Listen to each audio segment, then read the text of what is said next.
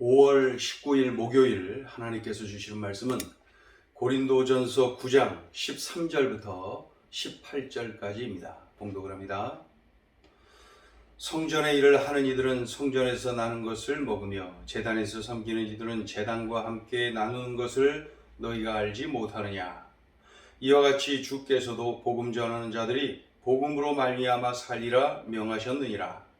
그러나 내가 이것을 하나도 쓰지 아니하였고 또 이 말을 쓰는 것은 내게 이같이 하여 달라는 것이 아니라 내가 차라리 죽을지언정 누구든지 내 자랑하는 것을 헛된 대로 돌리지 못하게 하리라. 내가 복음을 전할지라도 자랑할 것이 없음은 내가 부득불할 일임이라. 만일 복음을 전하지 아니하면 내게 화가 있을 것이로다. 내가 내 자의로 이것을 행하면 상을 얻으려니와 내가 자의로 아니한다 할지라도 나는 사명을 받았노라. 그런즉 내 상이 무엇이냐? 내가 복음을 전할 때에 값없이 전하고 복음으로 말미암아 내게 있는 권리를 다 쓰지 아니하는 이것이로다. 아멘. 어제 본문에 이어서 오늘 본문도 계속 사도 바울이 권리를 제시하고 있지요. 사도 바울이 복음 전도자로서 누릴 수 있는 권리가 있다. 그 권리들 중에 복음 전도자가 교회로부터 생활비를 후원받는 것, 그것이 권리다, 당연하다, 이러한 내용이죠.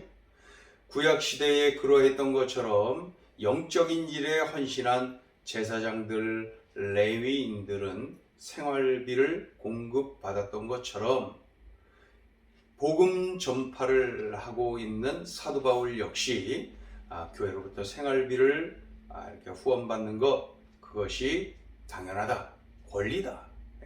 우리 13절 읽습니다. 13절. 성전의 일을 하는 이들은 성전에서 나는 것을 먹으며 제단에서 섬기는 이들은 제단과 함께 나누는 것을 너희가 알지 못하느냐.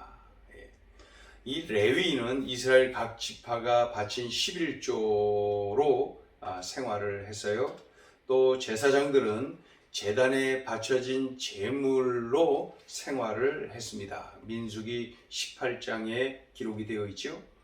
마찬가지로 영적인 일, 복음 전하는 일에 헌신한 사도 바울이 교회로부터 생활비를 지원받는 것은 당연하다, 권리다.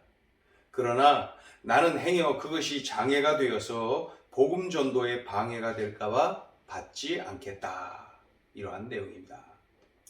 또 구약의 그러한 내용을 가지고 제시하면서 자신의 권리를 이야기하죠. 동시에 신약 시대에도 예수님이 친히 말씀하신 것을 보면 마찬가지다. 14절 읽어봅니다. 14절. 이와 같이 주께서도 복음 전하는 자들이 복음으로 말미암아 살리라 명하셨느니라. 이 내용이 마태복음 10장 10절, 누가복음 10장 7절 그곳에 이렇게 기록되어 있어요. 예수께서 제자들을 파송하면서 말씀하셨어요. 뭐라 그랬어요? 일꾼이 그 삭슬 얻는 것이 마땅하니라. 그러니 영적인 일, 복음 전하는 일에 헌신한 사도 바울이 교회로부터 생활비를 후원받는 것, 이것은 당연하다, 권리다, 권리. 그러나 나는 행여 그것이 장애가 되어서 복음 전도에 방해가 될까봐 받지 않겠다. 이것이 이제 사도 바울의 주장입니다. 사도 바울은 자신이 누릴 수 있는 권리를 써본 적이 없어요. 더욱이 그 권리를 주장하고 싶어서 지금 권리에 대한 말을 하는 것, 그것도 아닙니다. 나에게 이런 권리가 있다. 구약을 봐도 신약을 봐도 나에게 이런 권리가 주어진 것이 맞지 않느냐. 그러나 내가 그 권리를 누리고 싶어서 이런 말을 하는 게 아니라는 거예요.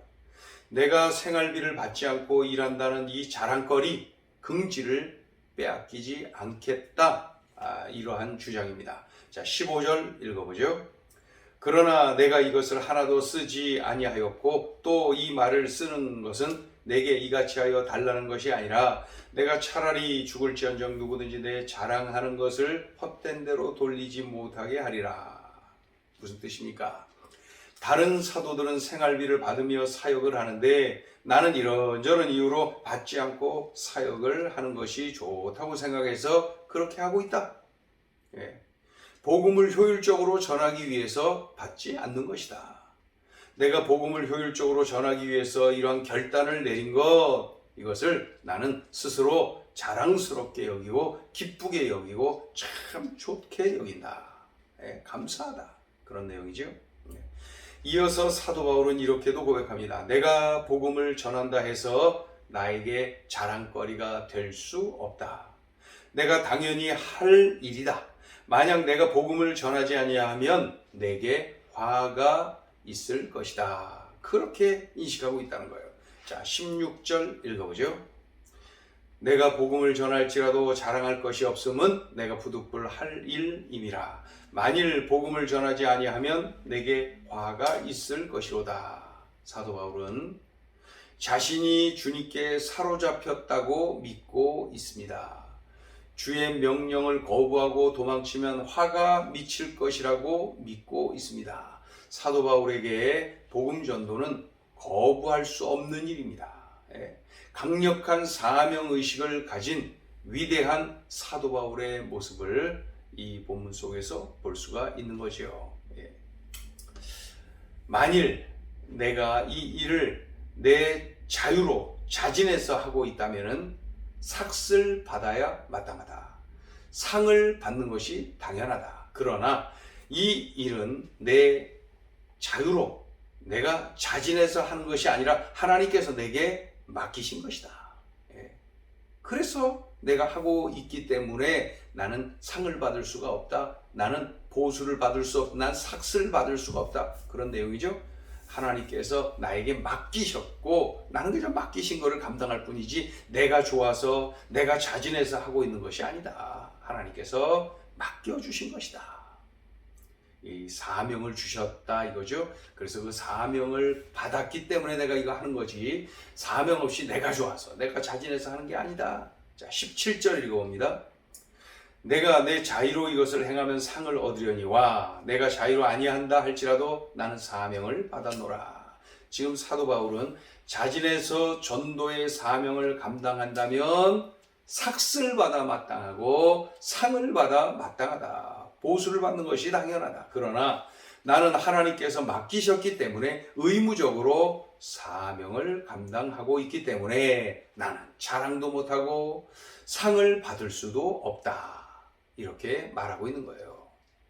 자신은 예수님의 종, 보수를 받지 않고 주인님을 위해 헌신하는 종일 뿐이다 라고 고백하는 거지요. 자, 그러니 나에게 무슨 상이 있고 무슨 삭시 있고 무슨 보수가 있겠느냐. 상이 있다면은 그런 중에도 상이 있다면은 내가 어떤 대가를 요구하지 않고 복음을 거저 전하는 것, 그냥 거저 전하는 것, 그것이 내가 유일하게 상을 받을 수 있다면 그것일 것이다. 자, 18절 읽습니다. 그런즉 내 상이 무엇이냐? 내가 복음을 전할 때에 값없이 전하고 복음으로 말미암아 내게 있는 권리를 다 쓰지 아니하는 이것이로다. 쓸 수 있는 권리, 누릴 수 있는 권리를 다 내려놓고 값없이 복음을 전하고 값없이 주님이 맡기신 사명을 내가 감당하고 있으니 나는 그 값없이 하는 것 그것 때문에는 하나님이 상을 만약에 주신다면 그것 때문에 주실 것이다. 이런 내용입니다. 자, 오늘 주시는 메시지입니다. 첫째, 사명자는 희생을 기뻐합니다. 15절을 보면은 사도 바울은 생활비를 받지 못하는 희생을 오히려 기뻐하고 있습니다. 다른 사역자들은 생활비를 받으며 사역을 하는데 나는 이런저런 이유로 받지 않고 사역을 하는 것이 좋다고 생각하여서 그렇게 하고 있다. 복음을 효율적으로 전하기 위해서 그렇게 하고 있다. 내가 복음을 효율적으로 전하기 위해 이런 결단을 내린 것이 나 스스로가 자랑스럽고 기쁘고 참 좋다. 이러한 고백이죠. 희생을 하면서 이토록 기뻐하고 이토록 자랑스럽게 여기고 있습니다. 그 이유가 뭐예요? 주님이 주신 사명을 더욱 효율적으로 감당한다고 믿기 때문입니다. 사명자는 희생을 기뻐합니다. 사명자이기 때문에 그 사명을 붙잡고 있기 때문에 이러한 권리를 누리지 못하는 이러한 희생을 오히려 기뻐하고 있는 것 좀 보십시오. 나에게 주님이 주신 사명은 무엇입니까? 나는 그 사명을 감당하느라 어떤 희생을 하고 있습니까? 무엇을 희생하고 있습니까? 중요한 것은 그 희생을 기쁨으로 하고 있는 겁니까? 오늘 이 말씀을 명심하자고요. 사명자는 희생을 기뻐합니다. 자, 둘째 주시는 메시지입니다. 사명자에게 최고의 상은 영혼 구원의 열매를 보는 것입니다.